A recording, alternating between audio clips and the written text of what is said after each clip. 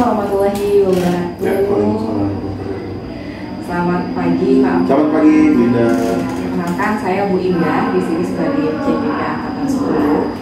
Di mana tujuan kita ketemu hari ini apa yaitu untuk pra-observasi, di mana nanti saya akan melihat bagaimana pengajaran Pak Akmal, kemudian juga nanti akan mengevaluasi seperti itu. Nah, ada beberapa pertanyaan ya Pak Akmal. Oh iya, saya lupa memperkenalkan Pak Akmal. Ini Pak Akmal adalah rekan sejawat saya. Pak Akmal mengajar Sejarah.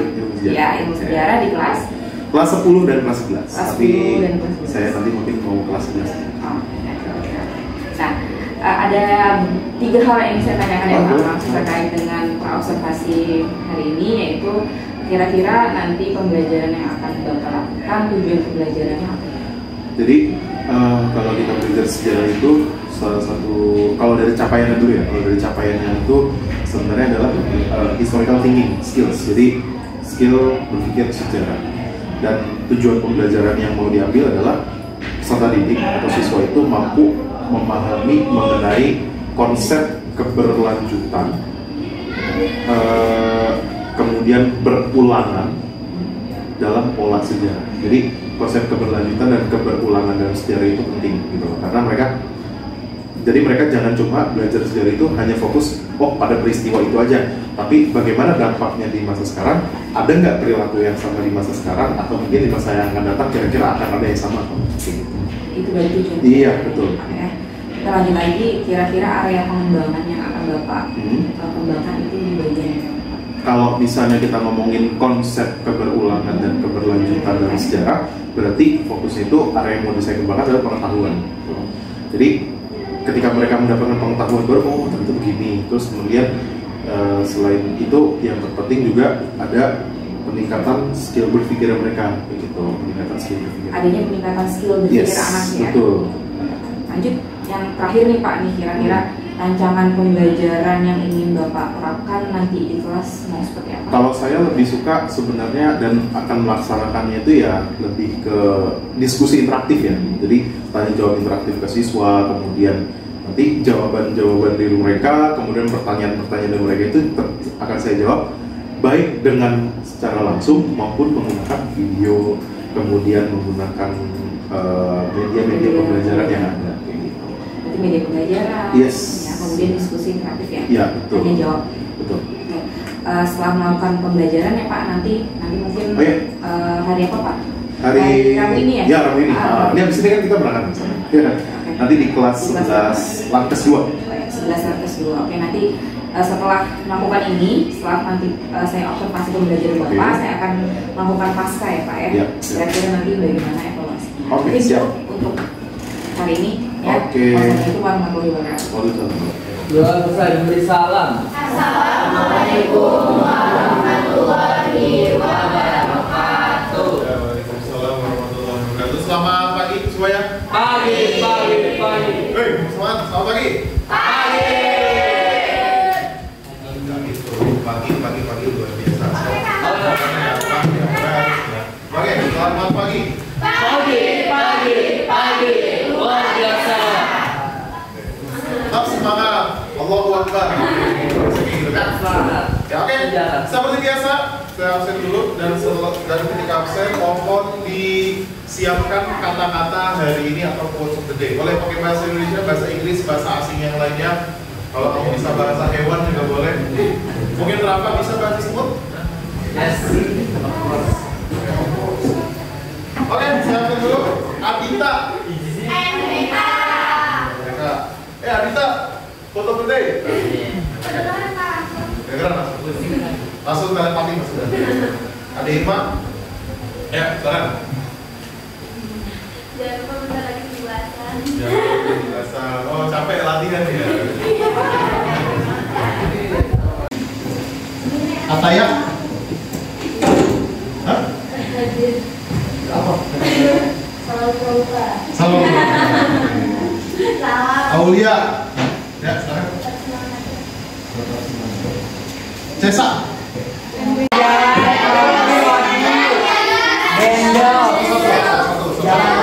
Kita dulu kita. Apa? sejarah dan mitos Jalan Dendels.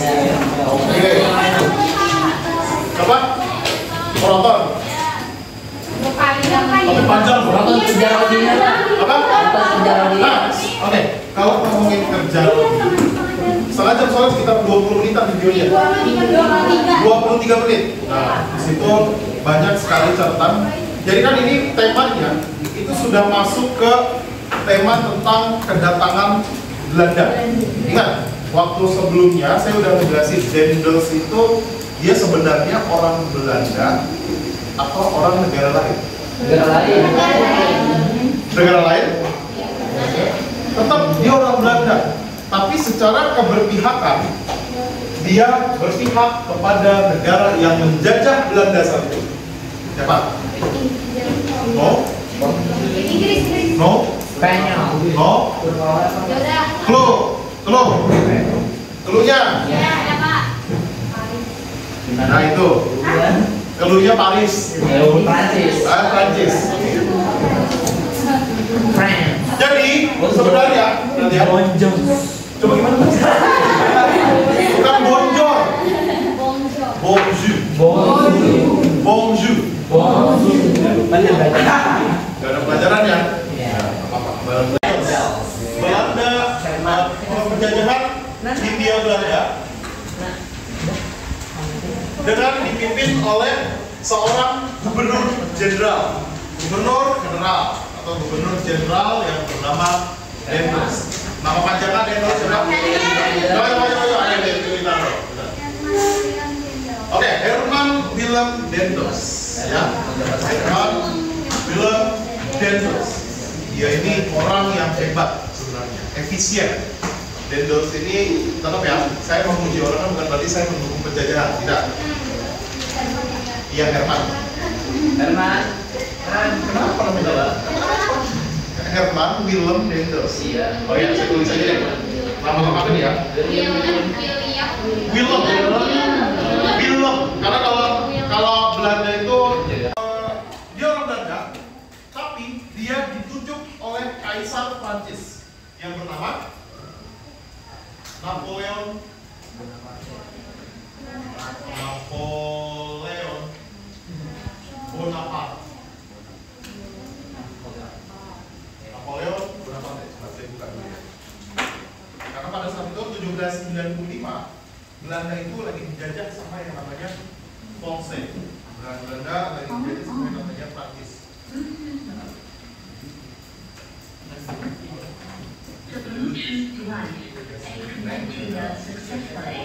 Nah, ini percayalah, kamu kalau tes TOEFL, tesnya akan kayak gini.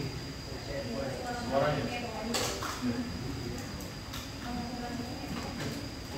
Nah ya, VOC, ya.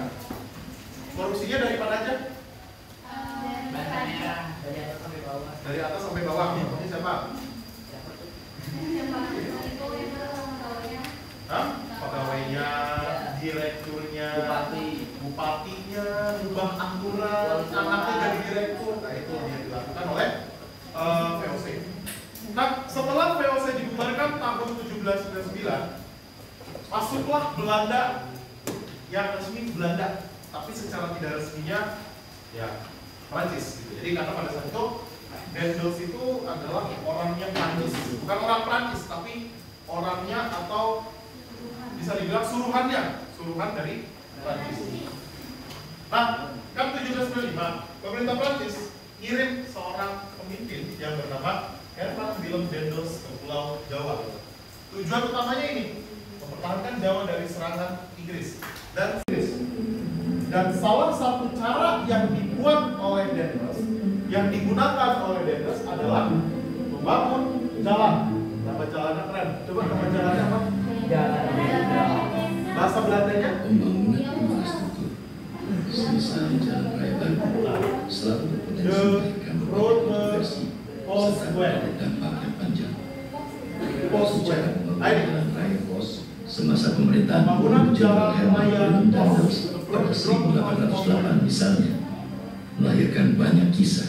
Pada 1808, Gubernur Jenderal Hindia Belanda yang ke-36 Herman Willem Dendels menggagas dan memerintahkan pembangunan jalan raya itu. Nah, kalau nama jalan pos itu sendiri, ya realisasi di Jawa ini Nah memang ini kalau kamu sebenarnya kamu bisa kalau mau jalan-jalan touring dari Anyer ke Jawa Timur itu gampang, tinggal pakai jalur zaman Belanda, zaman Dendels dari Anyer. Habis Pak, terus dia pakai nyuruh kepalanya buat ngapain? Oke. Jadi gini, tadi saya sudah berusaha menyampaikan bahwa Dendels itu sebenarnya memberikan uang, tapi yang namanya proyek pasti duitnya ada habis apa tetap ada. Ada masanya proyek itu duitnya habis, ya kan? Nunggu anggaran cair nih, nunggu bikin ini dulu, proposal dulu, misalnya baru turun lagi. Nah, yang terjadi Dendels ini dia memanfaatkan ini, uangnya habis, proyeknya. Tugasnya adalah kalau kemarin itu kamu bikin tentang merangkum video yang tadi, sekarang apa? Mau video? Nah, saya nggak minta video, cuma kamu cari poin-poin dari video tersebut, bagaimana dampak kesehatan, dampak yang dihasilkan mengenai kesehatan dari pembangunan jalan raya Dendels. Ya, siap ya? Nanti sudah lagi. Oke. Dampak kesehatan dalam pembuatan jalan raya Dendels. Dampak kesehatan dari pembuatan jalan raya Dendels. Oke? Sudah? Cukup? Oke, kalau gitu cukup ya. Minggu depan, ya sebentar dulu. Tadi artinya kita sekarang tadi sudah belajar tentang jalan raya Dendels. Sementara kan cuma jalan raya doang ya, tugasnya banyak. Tapi yang paling besar, yang paling diingat itu adalah jalan raya Dendels. Nah, ke depan kita nanti akan mempelajari lagi selain Dendels, pemimpin-pemimpin asing yang pernah berkuasa di Indonesia. Berikutnya adalah orang ini. Siapa nih? Selain mana deh? Ya, Thomas dari politik Thomas. Orang plus. Bukan Thomas di kereta, bukan. Bukan Thomas kereta, bukan Thomas kereta. Thomas Stafford Raffles. Kita akan bahas ini di pertemuan berikutnya. Pertemuan berikutnya ada apa? Harus sekali ya. Pertemuan berikutnya Senin, hari Rabu. Hari Senin dan Rabu. Oke. Minggu depan kita akan bahas tentang Dendels. Jadi semoga semuanya kita hadir, semoga selalu mendapatkan kesehatan. Saya cukupkan. Terima kasih banyak. Wassalamualaikum warahmatullahi wabarakatuh. Waalaikumsalam.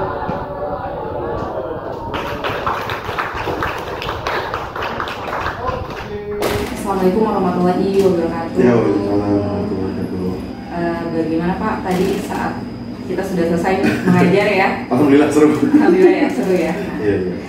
Tujuan kita sekarang masuk ke sesi pasca observasi, ya, dimana nanti saya akan mengajak mengobrol Bapak ya terkait dengan banyak hal, terkhusus untuk kegiatan pembelajaran yang sudah Bapak lakukan, gitu ya, dan pastinya ada pertanyaan yang akan saya tanyakan kembali ke Bapak ya. Yang pertama, kira-kira gimana Pak perasaannya tadi saat pembelajaran? Sebenarnya seru ya. Alhamdulillah anak-anaknya lebih interaktif, ditambah di awal kan tadi ada ini ya, ada games kecil gitu ya.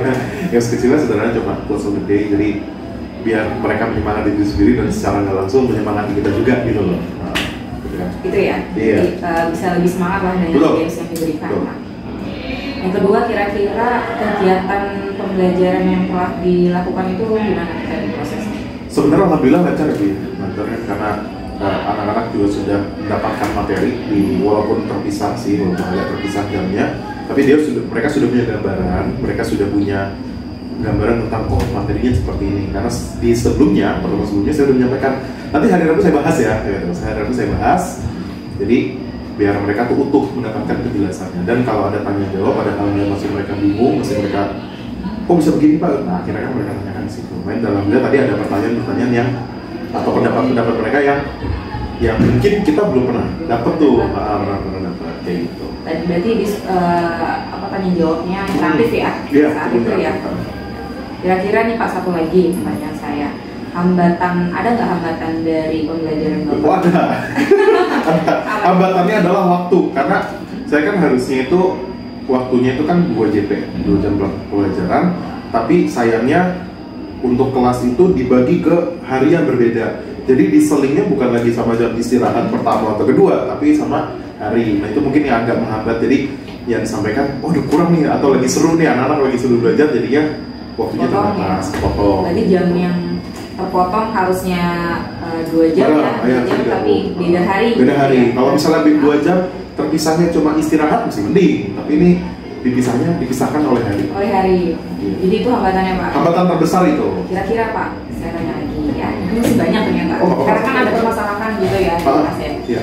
Untuk dari hambatan Bapak tadi terkait dengan adanya jam yang terpisah, itu solusi yang pernah Bapak lakukan terhadap kasus itu apa kira-kira? Oke.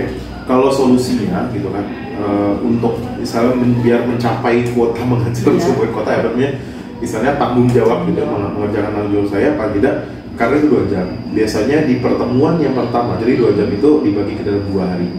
Pertemuan yang pertama itu saya biasanya menyampaikan overview-nya dulu, materinya, overview kan sekitar 40 sampai 45 menit overview, di situ free materi. Nanti penjelasan secara detailnya di pertemuan berikutnya. Paling saya seperti itu. Dan biasanya nanti penugasan dan lain-lain ada di pertemuan yang kedua. Proyek kelompok, tugas kelompok, dan itu saya tempatkan di pertemuan kedua. Di pertemuan pertama fokusnya ke materi dulu. Materi, nanti di kedua baru fokusnya ke pembuatan tugas. Gitu. Berarti yang pertama materi, kemudian di hari berikutnya tugas. Betul, biasanya saya mengambilnya kayak gitu. Itu solusi yang pernah dilakukan? Sudah dilakukan. Efektif nggak tuh? Ya sejauh ini alhamdulillah cukup efektif ya, walaupun kadang masih lupa nih kemarin udah ngapain gitu kan, karena beda hari gitu. Kira-kira Pak Akmal nih kedepannya apa yang bisa Pak Akmal lakukan nih untuk pengurangan jam, kepotongnya? Kalau saya sih paling tidak yang harus punya sekarang ada catatan. Ingat kan istilahnya catatan itu penting ya. Jadi berarti di pertemuan yang ini saya udah menyampaikan ini, berarti besok saya harus menyampaikan ini, jangan ngulangin lagi yang ini. Karena kan kadang gitu ya, kalau terpotong hari lupa ya? Iya, kemarin Pak, ini kemarin udah, oh iya ya, akhirnya saya coba buat catatan. Oke, kemarin udah bulan ini, berarti sekarang fokus ke sini. Itu solusinya paling itu aja sih. Berarti buat catatan ya Pak ya? Iya, buat catatan. Udah ada catatannya. Udah ada. Karena beda hari, kalau beda hari kita bingung ya Pak. Misalnya pertemuan minggu, misalnya pertemuan sekarang hari Rabu, minggu depan hari Rabu lagi, itu aja. Kadang suka lupa, apalagi nih yang beda hari, kayak gitu. Karena kan Bapak juga ngajarin banyak. Betul, ngajar 14 kelas. Oh, banyak sekali. Nah itu solusi dengan membuat catatan. Iya, tapi kita sadari tadi permasalahan Bapak itu sudah ada solusinya. Sudah ada solusi. Mudah-mudahan bisa dilaksanakan ya. Iya, insyaallah. Kapan mau dilaksanakan? Iya harus sekarang. Sekarang juga habis ini lah. Habis ini ya. Oke, tadi sudah menyampaikan ini. Terus juga tadi saya sudah sampaikan kan di kelas anak-anak minggu depan kita akan belajar tentang ini nih yang baru lagi. Oke, berarti sudah nemu ya solusinya ya. Solusinya sudah nemu, alhamdulillah. Tadi setelah saya mengamati ya, saya akan mengevaluasi Bapak. Oke, boleh Bapak. Pembelajaran Bapak. Tadi saya lihat dari awal pembukaan persepsi ya, kemudian ada games juga, itu sangat menarik sekali terkait dengan quotes of the day. Jadi bikin anak semangat sih, saya lihat ya. Sebenarnya bikin kita semangat. Motivasi juga sih, ya, secara nggak langsung. Oh iya, ternyata kita juga butuh. Ya, semangat gitu. Ya, kemudian juga tadi model tanya jawabnya juga tadi aktif anak-anak saya lihat ya, alhamdulillah. Kemudian tujuan pembelajaran juga sepertinya tercapai. Cuma bedanya terpotong aja. Terpotong aja itu aja sih. Ya. Oke, cukup untuk hari ini. Mungkin itu observasi atau supervisi dari saya. Kalau ada yang kurang saya mohon maaf ya Pak. Terima kasih atas waktunya. Wassalamualaikum warahmatullahi wabarakatuh. Oke, waalaikumsalam. Baik, Pak Hasono, sebelumnya assalamualaikum warahmatullahi wabarakatuh. Izin memimpin kegiatan observasi ya Pak ya. Di sini perkenalkan ada Pak Akmal, rekan sejawat saya di guru sejarah, di mana saya sudah melakukan observasi Pak di hari Rabu minggu kemarin. Tentunya tanggal berapa ya saya lupa Pak? sekitar seminggu 14 Agustus. 14 Agustus. Tanggal 14 Agustus. Waktu itu beliau sudah melaksanakan kegiatan pembelajaran di kelas. Seperti itu. Kira-kira nih Pak, saya langsung aja atau mungkin Bapak? Langsung aja ya. Nah, tadi kan saya sudah melihat ya Pak ya pembelajaran Bapak di hari Rabu kemarin terkait dengan sejarah ya, materinya sejarah. Jalan apa sih Pak di kemarin? Apa? Oh sebenarnya kalau dari materi kemarin saya lagi membahas tentang jalan raya yang dibangun oleh Dendels, jadi penjajahan ya maksudnya. Tapi kalau dari tujuannya sendiri sebenarnya biar anak itu tahu pola perkembangan dan keberlanjutan dalam sejarah. Seperti itu. Kemarin sudah bagus sekali pembelajarannya, luar biasa Pak Akmal, dan ada beberapa hal Pak Akmal yang bisa saya tanyakan. Boleh ya? Boleh, silakan. Maaf nih, ganggu ya. No. Yang pertama bagaimana nih Pak? Kira-kira perasaan Bapak setelah melakukan pembelajaran minggu lalu tuh di hari Rabu, rasanya mungkin gimana? Alhamdulillah, dan rasanya lega ya. Karena lumayan materinya itu salah satu materi yang cukup favorit juga buat saya kalau ngajar tuh paling seru kalau ngajar itu. Dan pokoknya benar-benar menikmati dan anak-anak alhamdulillahnya responnya juga anak-anak tuh responsif, jadi itu bikin wah ini semangat lagi akhirnya. Mungkin boleh dijelaskan lagi ya proses alur pembelajarannya bagaimana?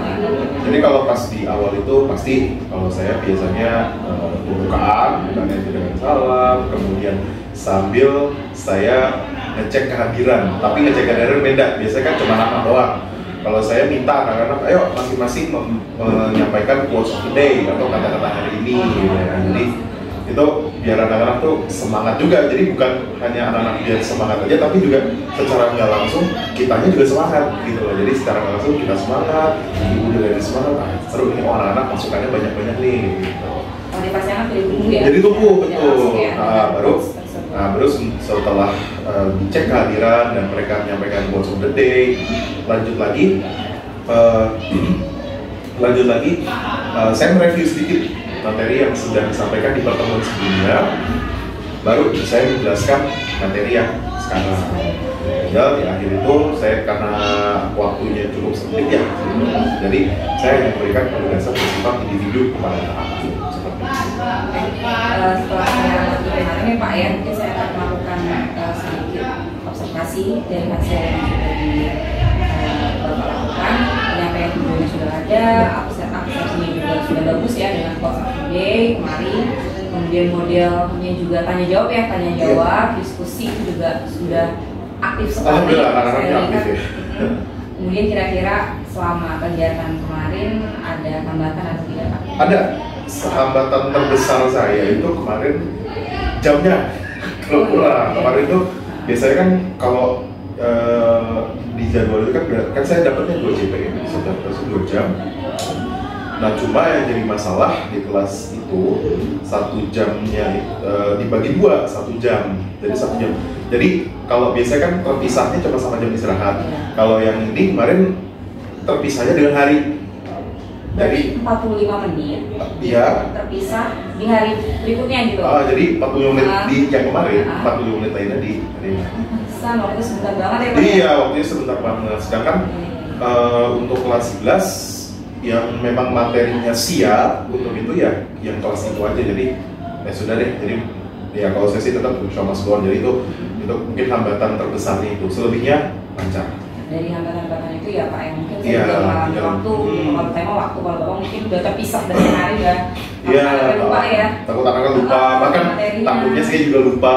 Nah, makanya saya langsung, udahlah kita punya solusi bareng-bareng. Akhirnya saya mencatat, oh hari ini materi tentang ini.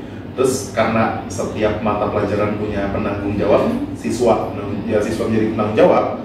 Nah saya minta, ayo bantu saya nanti ngetin materinya sampai mana dicatat juga. Jadi saya mencatat, anak juga mencatat. Oh berarti strateginya seperti itu, jadi mencatat. Cukup efektif Bu, alhamdulillah. Karena saya juga punya semacam buku catatan. Oke, hari ini kelas ini yang khusus yang kelas yang itu ya, yang dapat yang terpisah itu. Oh ya, pertemuan yang ini materinya tentang ini. Berarti minggu depan saya akan melakukan ini. Berarti itu strategi yang sudah pernah dilakukan ya? Sudah dilakukan, alhamdulillah efektif. Kira-kira ada lagi nggak strateginya selain itu? Selain itu Strateginya biasanya kalau misalnya materinya ternyata di pertemuan yang pertama udah selesai. Nanti di materi keduanya ya saya paling nge-review materi atau mungkin anak-anak mengerjakan penugasan kayak gitu, atau misalnya mereka ada project bersama teman-temannya. Jadi di strateginya di sana. Tapi at least paling penting mencatat. Jadi hari ini tentang ini, berarti minggu depan saya harus ini nih. Berarti nanti pas di minggu depan, di besoknya, berarti kemarin berarti saya masih. Jadi langsung menyampaikan. Jadi saya langsung menyiapkan materi. Berarti catatan itu penting ya? Penting banget. Terpotong dengan apalagi kalau misalnya terpotong jam istirahat aja udah pusing apalagi hari gitu ya. Tapi udah, at least alhamdulillahnya udah tahu strategi yang bisa dicapai seperti apa. Oke, berarti Pak Amal secara langsung sudah menemukan solusi ya dari permasalahannya sendiri. Oke, cukup Pak Amal, luar biasa. Saya sudah melakukan observasi, mudah-mudahan dari apakah bantuan yang tadi sudah menemukan solusinya, bisa menjadi solusi untuk Bapak. Mungkin itu observasi dari saya. Pak Tasono, singkat. Jadi ini merupakan alur observasi apa ya? Jadi observasi itu ada kegiatan observasi, pelaksanaan observasi, ada pasal observasi, gitu ya. Kemudian observasinya dikemas dalam bentuk coaching. Jadi memang coaching itu ya yang namanya buin coach itu harus banyak nanyanya, tidak banyak jawab. Kemudian yang namanya supervisi atau observasi itu kita kan bukan menghakimi ya, tapi lebih kepada tujuan bersama supaya pembelajaran bisa lebih baik. Gitu ya. Jadi ada alurnya tujuan ya, disampaikan tujuannya seperti apa, identifikasi masalah, ya. Kemudian rencana aksi, ya, identifikasi masalah apa tadi masalahnya di sini. Bagaimana nih cara mencari solusinya? Rencana aksi. Kemudian ya apa nih mau diperbaikinya? Terus punya timeline juga seperti itu sih Pak. Alurnya tilta lebih ini lagi. Karena yang namanya tilta itu kan air Pak, artinya itu mengalir ya. Jadi lebih enak lagi kalau misalkan dikemas dalam bentuk ngobrol, berbincang-bincang gitu. Tapi ya membutuhkan waktu yang lama. Ya mungkin itu aja sih.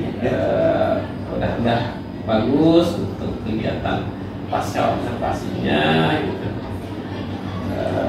Lebih ini lagi kalau misalkan memang ya berarti udah pro nih Pak Bu Indah ini ya Pak, coachingnya itu udah pro karena nggak perlu teks ya.